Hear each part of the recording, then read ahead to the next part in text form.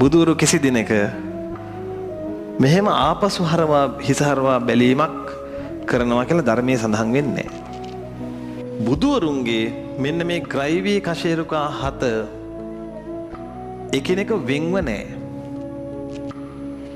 මේ 7ම එකට මොනව වෙනවද? පෑහිලා තනි අස්තියක් විදිහට ඉන්නවා මගුල් බෙරයක් වගේ.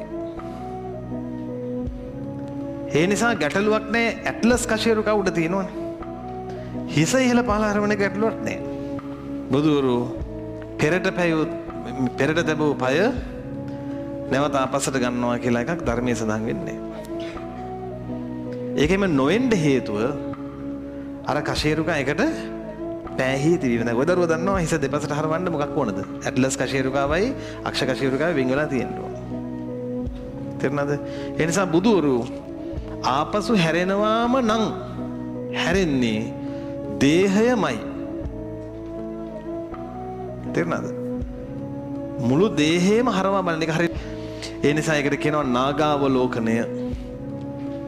සාමාන්‍යයෙන් බුදුරජාන් වහන්සේලා එහෙම හැම වෙලෙම නාගාවලෝකනය කරන්නේත් නෑ. යම් කෙනෙක් උදෙසා තමයි කරන්නේ. ඒකෙම කරන්න වුණොත් ඒ කෙනාට ඒක ලොකු අනර්ථයක්. එතකොට බුදුරජාන් වහන්සේගේ ශ්‍රී දේහයේ දැල්වෙන චිතකයේ වෙලාවේ චිතකයේ දැල්වලා ඉවරුණාට පස්සේ තමයි කියන උන්වහන්සේගේ ධාතුන් වහන්සේලා වෙනම වෙන් වෙලා ගියා. ඊට පස්සේ තමයි ද්‍රෝණ බමුණ ඇවිල්ලා මේව වෙන් කළේ. හැබැයි චිතකයේ දැල්වෙන මොහොතේ දැල්වෙන චිතකයට තමන් 이르දියෙන් තමන්ගේ ඒ අනුභවයෙන් දැල්වෙන චිතකයෙන් මේ ධාතුන් වහන්සේව ගත්තා කියනවා සරබූ කියලා මහරහතන් වහන්සේ තමයි. සරබූ මහරහතන් වහන්සේ මේ ග්‍රීවා ධාතුන් වහන්සේව අරගෙන ඉන්දියාවේ ඉඳන් ලංකාවට 이르දියෙන් වැඩම කරලා ඒ වෙනකොට බුදුරජාණන් වහන්සේ ලංකාවට වැඩි මේ කලින් වැඩියනේ. ඒ වෙනකොට මහියංගනේ සෑය හැදිලා තිබ්බේ. කවුද හැදුවේ? බුදුරජාණන් වහන්සේගේ කේශ ධාතු ඉල්ලගෙන ඒ ධාතුන් වහන්සේලා නිදන් කළා. සුමන සමන් දෙවියන් විසින් තමයි පළමු කොට මැණිකෙන් සෑය තැනුවේ. ඒ වෙනකොට හැදිලා තිබ්බ සෑය නැවත බඳවා තනනවා ග්‍රීවා ධාතුන් වහන්සේව නිදන් කරලා සරබූ මහරහතන් වහන්සේ. පසු කාලීනව නැවත මේක කරා වැටෙනවා. දුටුගැමුණු මහරජතුමාගේ කාලේ මහරජතුමා යුද්ධයට යන්න මහවැලි ගඟ තරණය කළ යුතුයි. මහියංගනේට එහා පැත්තේ මහවැලි ගඟ මායිම තියෙන.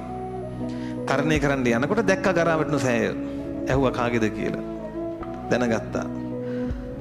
රාජාභරණ පැත්තකින් තියලා ආයුධ පැත්තකින් තියලා සෑය ළඟට ගිහිල්ලා පොරොන්දුවක් වෙනවා.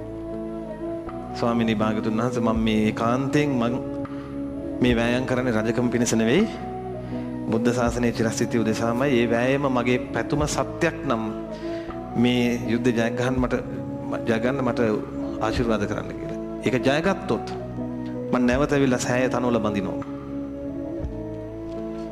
කිව්වා වගේම ජයගත්තා.